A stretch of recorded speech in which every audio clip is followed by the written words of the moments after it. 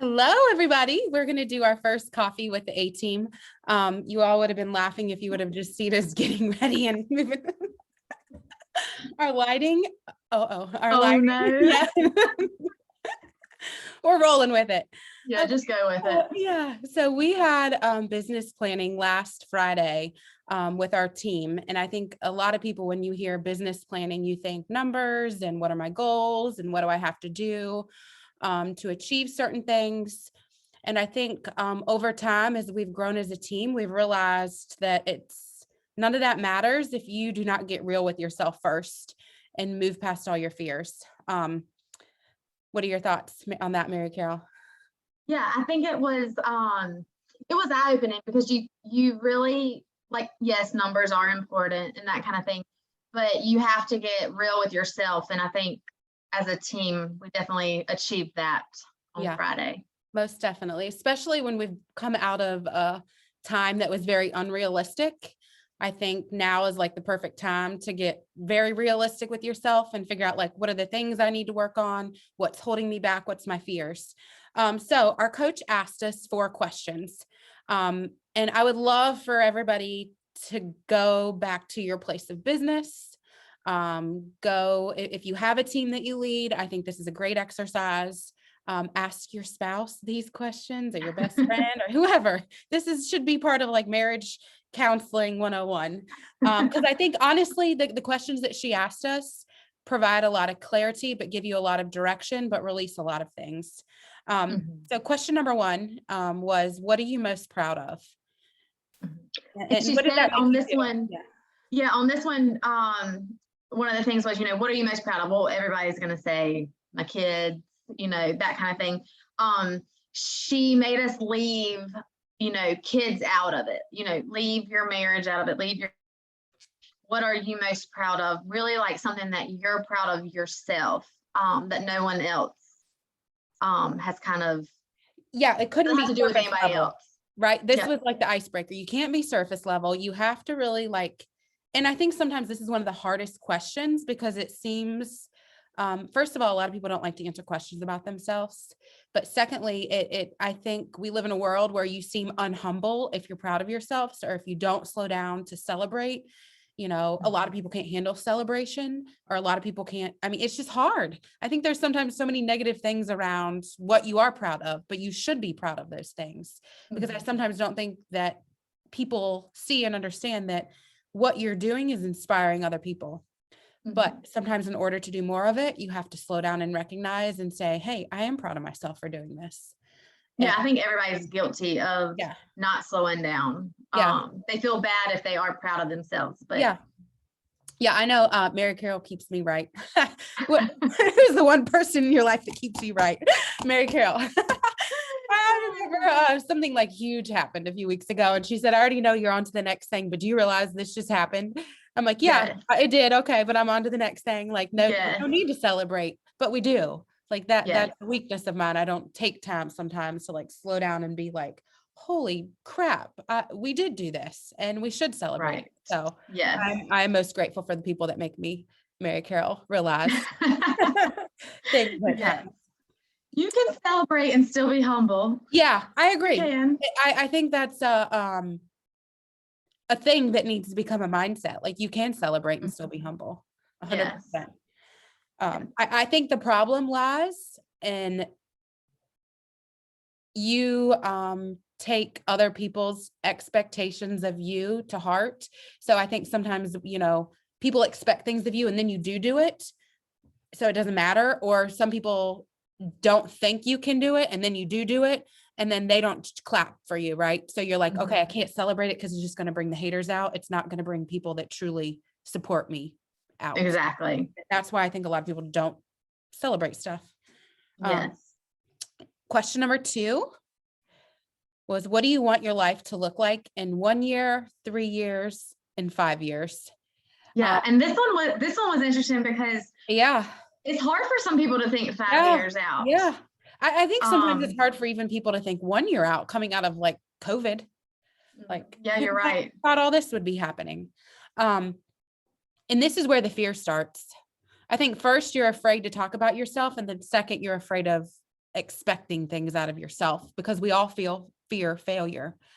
And the fear of failure is what keeps us where we're at. I think when you do, like, when you think of 5 years, 10 years, Amber, you always tell us, like, think ahead to 10 years, think past that. Yeah. It's to me, I have to really put myself, okay, I'm going to be this age. My kids are going to be this age, like, to really like kind of picture yourself in the future. It's like, what are the things around me going to look like? What's going to be the moving parts? So when you get to this I question, even have kids. Yeah. By that age. So when you get to this question, it's kind of like dream of where you're going to be. That kind of helps. Or it helped me at least. Yeah. I think what holds a lot of people back too is there's so many unknowns, and we expect everything to happen in a certain pattern, and that's not reality, right? You just have to put it out there regardless of what it takes to get there, and know that if that's your intention and you manifest it and you do the right things and you do the right activities, like, it will happen, but it's not going to be a magical from rainbows and butterflies. No, heck to the no. I always think of myself, whenever I talk about this, there's either like charts of what people think success looks like, which is, and then it's like, or like the little guy that plugs away looking for the gold nugget, and he stops right before it's coming. Like, it's the never giving up that success happens. It's not in the first step. It's the never giving up. It's when stuff gets super, super hard and you push through it. That's where the success is. It's not it gets super hard and you stop. You're never going to be successful that way. So I think that's also like where fear hits us of like, yes, I want all this, but then your little Amber back here, has every life event come up that keeps me from thinking that could be my reality. Right. Yeah. And it's, both professionally and personally, like what are your dreams and goals for 1, 3, and 5 years from now? Yes, absolutely. And then why do you want those things? And during the exercise, you probably wouldn't think us just saying this out loud right now, but this is where I think a lot of people got super deep and brought up like my child. This is where the tears flow. I'm about to cry right now talking about it again. But it's like, I experience life like this, and I don't want my children to experience this. Or this was something that was really good in my life, I want to continue it to make my children's life or whoever's life that much better. This is where I think it hit like nerves. And I feel like we were little onions peeling back these little layers. And it was like, okay, this is the get real moment of don't live in the past.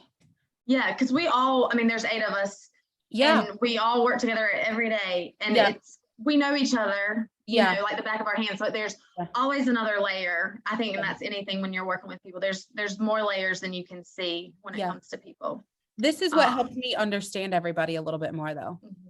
Yes, for sure. Like instead of seeing you as your current self, I saw the why behind your current self. So like as a leader, this part is what helped me figure out how I need to lead each person differently. And we all come from different backgrounds. We all have different tolerances of change and pain and failure and success, so to me, I like really slowed down in this moment. I think this is probably where I lost my shit. this question. Because it does make you slow down and be like, why? Why do I want those things? And what's going to keep me going when times get tough? And if I have a team member on my team struggling, like, what is it that I need to move her past? Because she's not living in this moment. She's scarred from this moment in life, or has never experienced this. So how do we work through this together and meet them where they're at to get them to where they really want to go? For sure. Yeah, this was definitely there. All the questions are important, but this is the one where you get it. It starts connecting. Yeah, it starts connecting. And then you're very vulnerable at this point in time because you're sharing things that, maybe nobody on the team knows, or maybe some people do know or don't know the full story. But the bonding experience starts to happen when everybody's on the same playing field and everybody's sharing, not your necessarily deepest, darkest secrets. It wasn't like secretive stuff we were sharing. It's just more of our life. It's just stuff you need to talk about. Yeah, it is. I mean, our world needs more. Yeah, we need to talk about things out loud rather than keep them in. the release that it gave all of us was magnifying, and like the soul connections and sense of togetherness and sense of culture and just connecting with one another was irreplaceable. Like Yes. Yes. I would almost love, you can't do it all the time because I think it loses its weight of the feeling of the emotions, but it's something that I think should be done maybe even twice a year. Yeah, But it should be done. for sure. And then number 4 was what holds you back? And I mean, right, we all probably just had that same reaction. I just, what holds you Still back? thinking about it. Yeah, you're still thinking about it because I think it does start to uncover layers, and then you're like, what else holds me back? Like, what's keeping me where I'm at right now? And we live in a world that loves, and I think Heather said this, like most of the US is a S&C personality, which likes stability, consistency, safe. Here we are. But in order for anything to thrive at a abundant level, you can't stay in a safe little circle forever. Right. You know, so what are those things that hold you back? How do you constantly stay out of your comfort zone and feel good about it? How do you constantly talk to yourself so you don't continue to stay in that little bubble? Right. And that's the beauty of our team. One of the things I'm most grateful for is because we all have fears. Like, I mean, Absolutely. everybody has an insecurity or a fear, or they have this person talking in the back of their head saying you can't do this. But I think saying it out loud, and especially like telling somebody like this is what I fear, not only like you're getting it out off of your chest, but they can also hold you accountable, and they can kind of see like when those fears start to creep up, it's like, nope, not today. Yeah, I feel like that little time together gave us all permission to like call each other out as like sisters, not as like business people. I think for me also, and Mary Carol, you tell me how you digested it. But I think sometimes hearing other people's of what holds you back and then relating it to why do you want those things? Like it came hand in hand together of the lights. The light. Yeah. What holds me back is also why I want it. Right. So it goes hand in hand. Like the reason why I want these things is because of this, but that darn thing is what's holding me back at the same time. So it's sometimes like connecting those dots and looking at it outside of your personal experience and realizing, remove the emotion, go into action, and action, honestly, and saying something out loud removes all the fear. Yeah. And I think we all left there energized, like ready to go, like almost like saying them out loud, it kind of fires you up. So it really is an awesome activity to do with team or team building. I mean, your family, your spouse, I mean, just really getting real with yourself. It was a great exercise. It's just 4 questions. Yeah, this would be a great exercise to do over the holidays. Like, okay, we're not playing paper. We're going to have a spiritual awakening in group therapy together. But it's the truth. I mean, I feel like coming out of COVID, like people need this more than they need anything, like that, just like bonding, that soul connection, that we're all real. We all have hurts. We all have pains. But I think sometimes we don't realize if we don't share those things, we truly don't help other people move past them either. You know, and I probably shared some things and just like other people shared some things like, girl, you're strong. Like you've been through a lot, but you are so strong. Like, I'm so proud of you for holding yourself together during life's darkest moments and plowing through, you know? So I think if anything, it made us like cheer each other on and appreciate each other more and really feel like we're so strong as a unit, as a family, because we all have something in common and we've shared it.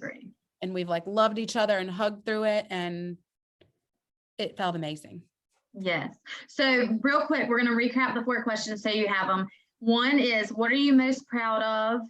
2 is, what do you want your life to look like 3 to 5 years from now? Why do you want those things? And the last one is, what holds you back?